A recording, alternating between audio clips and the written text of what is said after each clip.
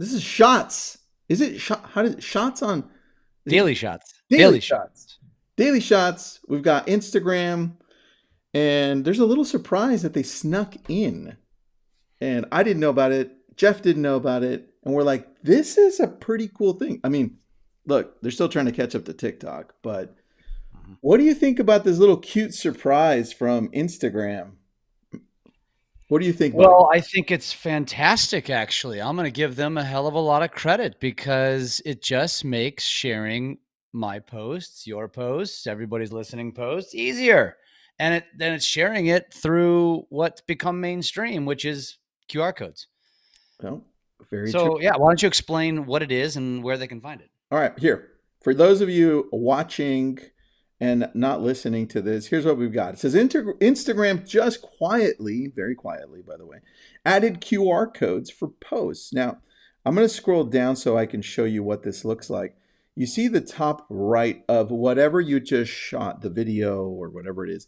You click on the three little buttons on the top of that reel, and then this next screen pops up, and you have the option to get a QR code. Now, this looks a little different for everybody. Sometimes the QR code isn't on the right there. Sometimes it's mixed in between. So look I'll tell for you, it.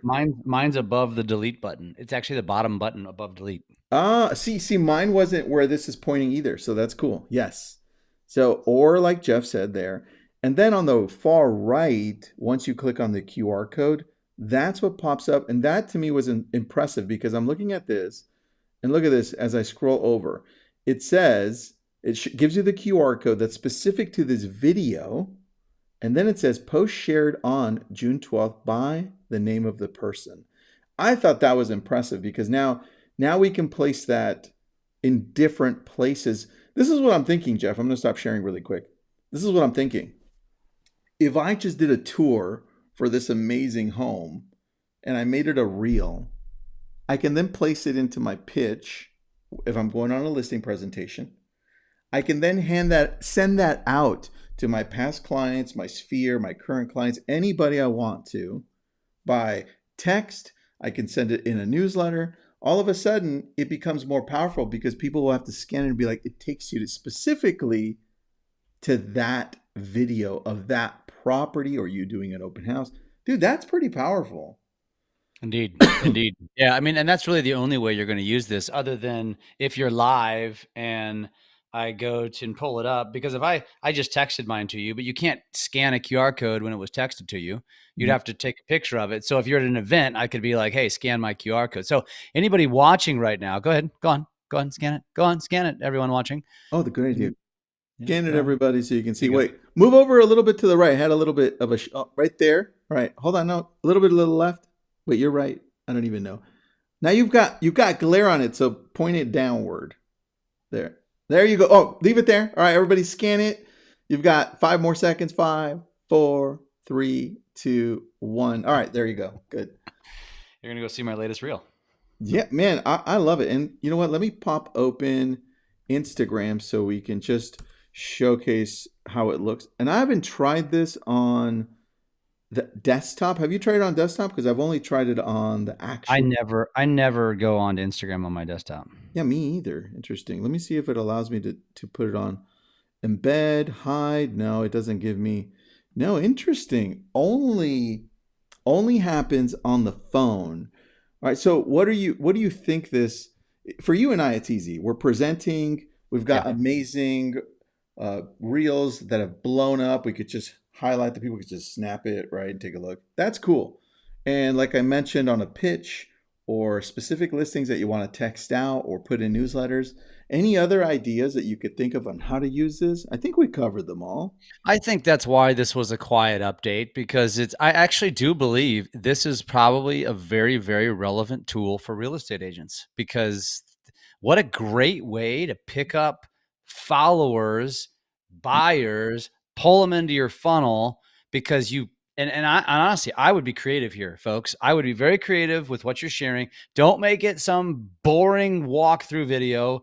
If it's a sexy walkthrough video, cool. But if it's not, like if you ever created a fun reel, a branding, a culture video, something like that, use that suck that audience into your social web.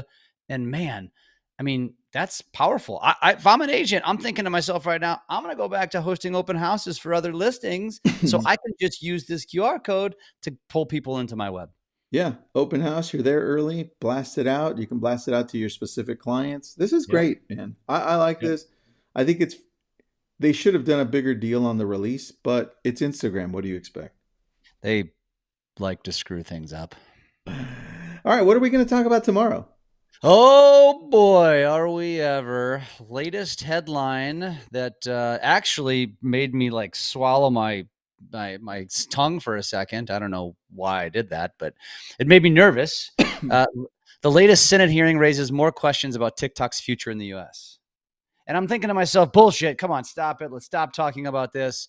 But then I read it, and it sounds like Biden is putting a little bit of pressure on Chinese tech investment activity. And so here we go again. Dude, And I could totally see how TikTok could be a political pawn. Interesting. I didn't think about that until you just brought it up. It could be in the chopping blocks. yeah, Interesting. but I think at this point now, it might actually have a detrimental effect.